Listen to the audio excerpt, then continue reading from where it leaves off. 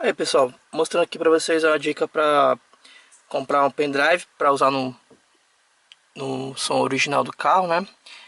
Eu recomendo comprar esses micro pendrives aqui, ó, esses pequenininhos, porque quando a gente coloca ele no carro, ele não ocupa muito espaço, não fica aquele pinguelinho enorme aqui assim, correndo o risco de você, sem querer, bater aqui assim e quebrar provavelmente a porta USB do teu som, tá? Aí você vai utilizar ela. Aí você compra esse pequenininho aqui, nesse caso aqui, esse aqui é um HP, tá? De 8 GB. Esse aqui é um Samsung de 16 GB, de 16 GB, tá?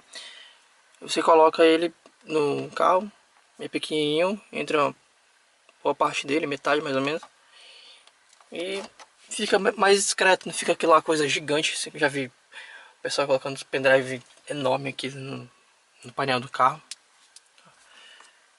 E é isso aí.